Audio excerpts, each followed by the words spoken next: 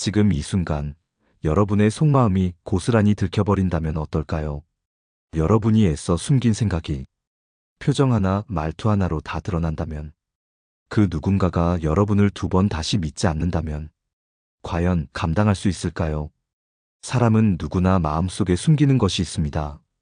속내를 모두 드러내며 살아가는 사람은 없습니다. 하지만 참 이상하지요. 그렇게 감추고 있다고 믿는 사이에도 상대는 느낍니다. 말 한마디, 그 짧은 표현 하나에서 속마음을 알아채는 경우가 허다합니다. 문제는 그 속내가 다정함이라면 다행이지만 질투, 이기심, 교만함이라면 그 순간 모든 관계가 무너질 수 있다는 겁니다. 그래서 우리는 본성을 감추는 법을 더 진지하게 고민해야 합니다. 오늘 이야기를 시작하며 여러분께 한 가지 질문을 드리고 싶습니다. 여러분은 가장 감정을 숨기기 어려웠던 순간이 언제였나요? 누군가의 성공이 괜히 못마땅했고 칭찬이 들릴수록 내 안에 비교심이 올라왔던 그 순간. 그때 여러분은 어떤 말을 하셨나요? 그 말은 여러분의 본성을 지켜줬나요? 아니면 그 반대로 드러내고 말았나요? 오늘 제가 여러분께 전해드릴 주제는 본성 안 들키려면 이 말 자주 하라. 아무도 속마음 눈치 못 챈다입니다. 듣기에 조금 도발적인 이 표현 속에는 정말 중요한 인간관계의 비밀이 숨어 있습니다. 한 남자의 이야기를 해드리겠습니다. 이름은 이정민. 43살의 직장인입니다. 그는 늘 온화하고 예의 바른 사람으로 평가받았고 누구에게나 말이 부드러웠습니다. 하지만 정작 그 안에는 사람을 향한 날선 시선과 깊은 경쟁의식이 숨겨져 있었습니다. 어느 날 같은 부서에 있던 후배가 큰 프로젝트를 성공시켜 사내 게시판에 칭찬 글이 올라왔습니다.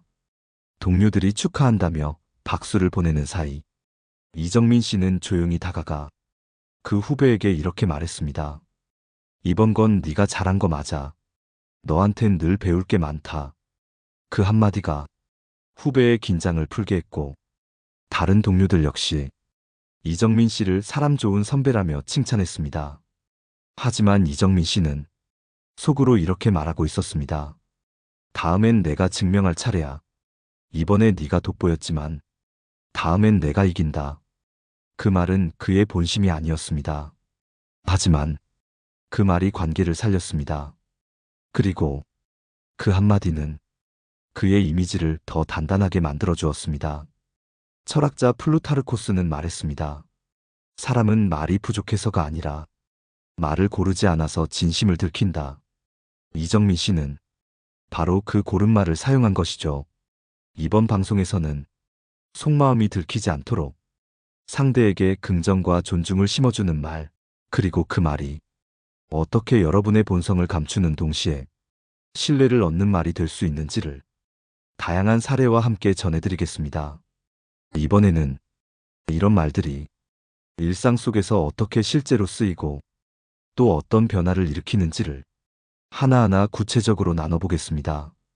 이정민 씨처럼 속마음과는 다른 말을 하는 것이 과연 정직한 걸까요?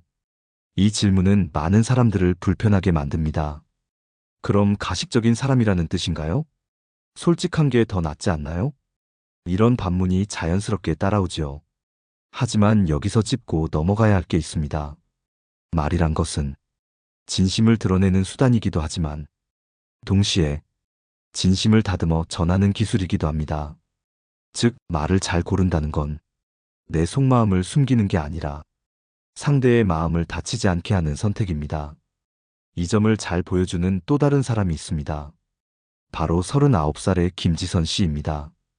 그녀는 한 회사의 인사팀장으로 수많은 면접과 회식을 담당해왔고 그때마다 사람들의 성향을 빠르게 파악하는데 탁월한 감각을 보여주는 인물이었습니다.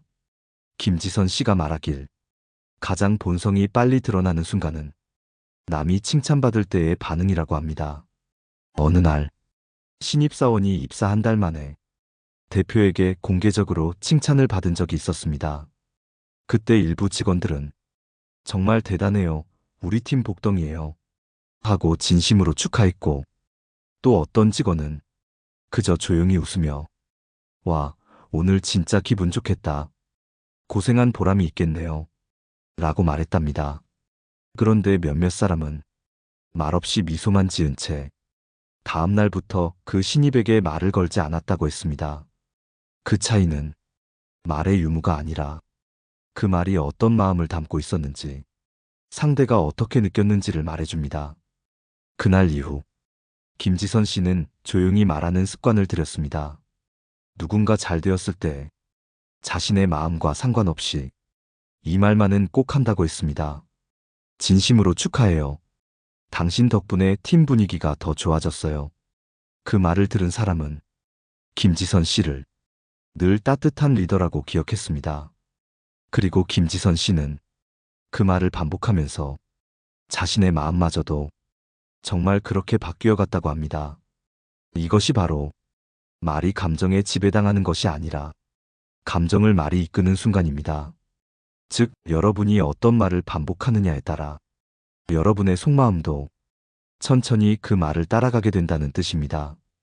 여러분도 경험해 보셨을 겁니다. 처음에는 억지로 한 말이 나중에는 익숙해지고 어느 순간엔 진심이 되기도 하죠. 불교에서는 말은 업을 남기고 업은 인생을 남긴다고 말합니다. 본성을 숨긴다는 것은 거짓을 말하는 것이 아니라 내 안의 혼탁한 감정을 한 번 더 걸러 말하는 지혜입니다. 그 지혜의 문장은 때로 아주 짧습니다. 네가 해줘서 고마워. 나는 네가 한 걸 존중해. 이번엔 네가 주인공이야. 이런 말은 내 속의 질투, 시기, 교만함을 순간적으로 덮어줄 뿐 아니라 상대에게는 잊히지 않는 따뜻함으로 남습니다. 이번에는 이러한 말을 반복하며 사람들의 마음을 얻은 한 여성의 이야기를 조금 더 깊이 들려드리겠습니다. 김미숙 씨는 쉰둘의 학원 운영자입니다. 중학생과 고등학생을 가르치는 국어 강사로 30년 가까이 아이들과 부모들을 상대해 왔습니다.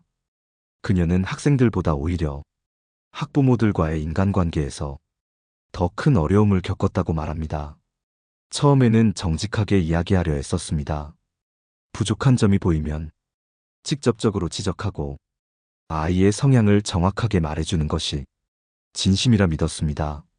하지만 그렇게 할수록 부모들의 반응은 차가워졌습니다. 우리 아이가 그런 성향이라는 건 선생님 생각이죠. 남의 자식을 어떻게 그렇게 단정하세요?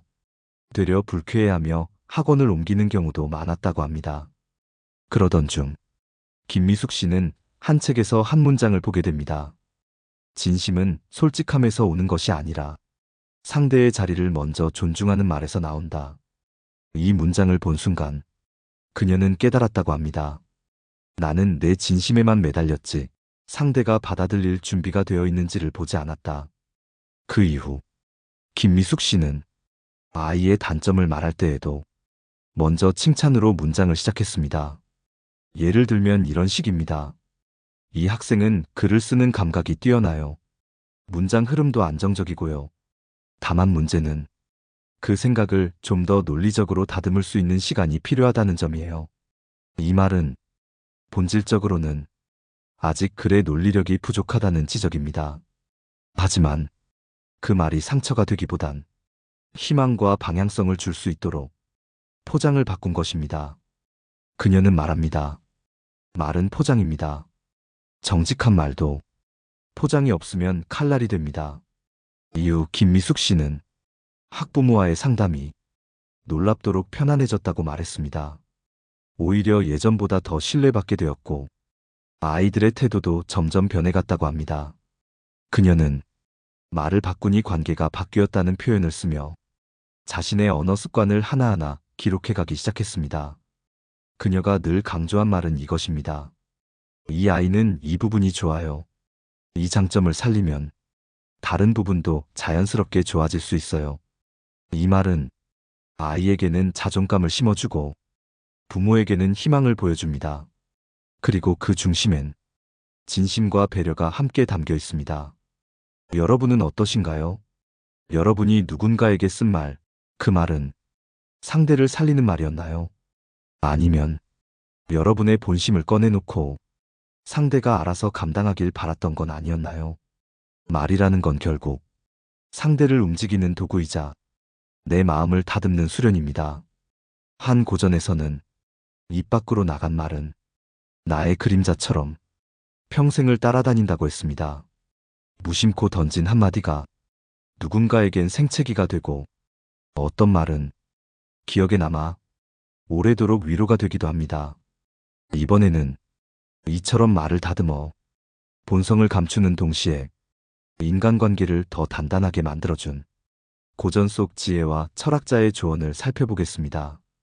중국 고대 병법서 중 하나인 육도삼약에는 이런 구절이 나옵니다. 말은 칼과 같아서 자신을 지키기도 하고 상대를 다치게도 한다. 그러나 그 칼을 언제 뽑느냐보다 중요한 것은 그 칼이 닿는 이의 마음이다. 이 말은 본심을 말로 감추거나 꾸며야 할 때 그것이 단지 위선을 뜻하는 것이 아님을 보여줍니다. 정제된 언어는 상대를 살리는 배려이자 스스로를 지키는 무기입니다. 철학자 미셸 드 몽테뉴는 사람은 말투에 따라 진심이 왜곡되기도 하고 위선이 품격이 되기도 한다고 했습니다. 여기서 위선이 품격이 된다는 말이 다소 충격적으로 들릴 수 있습니다. 그러나 이 말 속에는 지극히 현실적인 인간관계의 지혜가 담겨 있습니다. 우리 모두는 완벽하지 않습니다. 감정이 앞설 때도 있고 질투가 올라올 때도 있으며 속으로는 누군가를 시기하면서도 겉으론 웃어야 할 순간이 찾아옵니다. 그때 그 속내를 그대로 드러내면 결국 나만 손해를 보게 됩니다. 예를 들어 누군가 회사에서 큰 성과를 내고 주목받을 때 진심은 나보다 덜 노력했는데 왜 저 사람이 칭찬받지? 일 수 있습니다. 하지만 그걸 그대로 드러낸다면 신뢰를 잃게 됩니다. 관계도 멀어지고 나의 품격도 떨어집니다. 그럴 땐 이 한마디를 연습해보는 것이 좋습니다. 이번 성과는 정말 대단해요. 나도 자극받았어요. 이 말은 상대를 존중하면서 나도 성장하고자 한다는 태도를 담고 있습니다. 겉으로는 칭찬처럼 들리지만 속으론 경쟁의식을 다독이며 스스로를 다스리는 문장이기도 합니다. 불교에서는 구업이라는 개념이 있습니다. 몸과 행동뿐 아니라 입으로 짓는 업이 사람을 평생 따라다닌다고 봅니다. 즉, 나의 말이 나의 운명을 만든다는 뜻입니다. 그래서 불가에서는 말을 하기 전 3가지 질문을 던지라 합니다. 첫째, 이 말이 진실인가? 둘째, 이 말이 필요한가? 셋째, 이 말이 자비로운가? 이 3가지 조건을 모두 충족할 때 그 말은 사람을 살리는 말이 된다고 합니다. 이 기준을 적용해 본다면 속마음을 감추는 말이라 해도 그것이 진실을 왜곡하지 않고 불필요한 상처를 막고 상대에게 자비로움을 준다면 그 말은 거짓이 아니라 배려의 기술입니다. 지금 이 순간에도 여러분 곁에 누군가가 여러분의 진심을 눈치채려 하고 있을지도 모릅니다.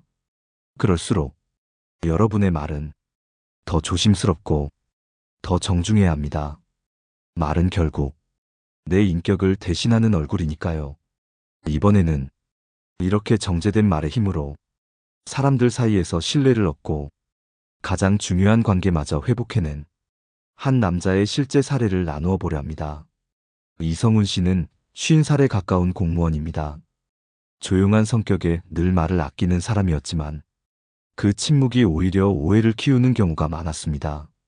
직장에서 말없이 혼자 일하니 후배들은 그를 무뚝뚝하고 다가가기 힘든 선배라 느꼈고 상사들은 자신감이 부족한 사람으로 보는 경우도 있었습니다. 더 큰 문제는 그의 아내와의 관계였습니다.